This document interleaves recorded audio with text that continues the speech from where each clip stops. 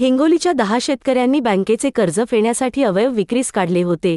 मात्र शासनाने याची दखल न घेतल्याने शेतकरी आता नागपूरच्या हिवाळी अधिवेशनात जाऊन अवयव विक्री करणार असल्याचे शेतकऱ्यांनी सांगितलं।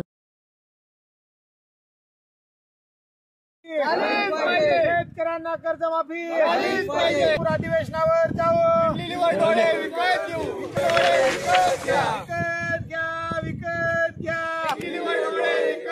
शेतकऱ्यांना कर्जमाफी।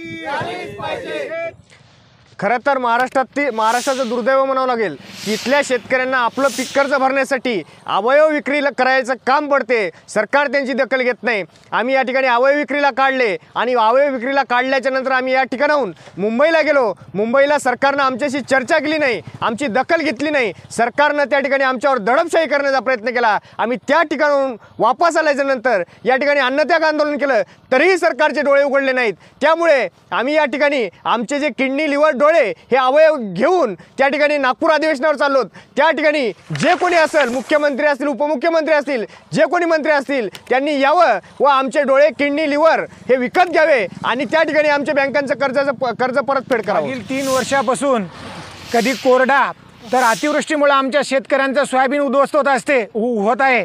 यावर्षी येलो मोजॅक आला, त्यानं सोयाबीन उद्ध्वस्त झालं। बोंडाळी आणि लाल्यामुळे आमचं कापूस उद्ध्वस्त झाला आणि या सरकारच्या चुकीच्या धोरणामुळे आम्ही शेतकरी कर्जबाजारी झालो। हे कर्ज आम्ही फेडलं पाहिजेत कशाच्या माथं? आमचं घर बँकेकडे गहाणे, आमची शेती बँकेकडे गहाणे। म्हणून आत्महत्या करून मेल्यापेक्षा आम्ही शेतकऱ्यांनी असा निर्णय केला की आमचे स्वतःचे अवयव विकायचे आणि येणाऱ्या पैशातून आमच्या बँकेचं कर्ज परतफेड करायचं। म्हणून आमची सरकारला मागणी आहे की सरकार मायबाप, तुम्ही आमच्या कर्जबाजारी शेतकऱ्यांचे अवयव विकत घ्या, आत्महत्या करायला लावू नका आम्हाला आणि आमच्या कर्जबाजारी शेतकऱ्यांचे अवयव विकत घ्या आणि जे काही पैसे येतील त्या पैशाच्या माध्यमातून तुम्ही आमच्यावर बँकेचं जे काही कर्ज ते परतफेड करा। म्हणून आम्ही त्या ठिकाणी मुख्यमंत्री, उपमुख्यमंत्री, आमदार यांना नागपूरला थेट अधिवेशनावर आमचे स्वतःचे अवयव घेऊन जात आहोत। त्यांनी त्या ठिकाणी यावं, आमचे अवयव काढून घ्यावं आणि जे काही पैसे येतील त्या पैशात आमच्या कर्जबाजारी शेतकऱ्यांची त्या ठिकाणी त्यांनी आमच्या बँकेचे भरणा करावे आणि आमचं कर्ज परतफेड करावं।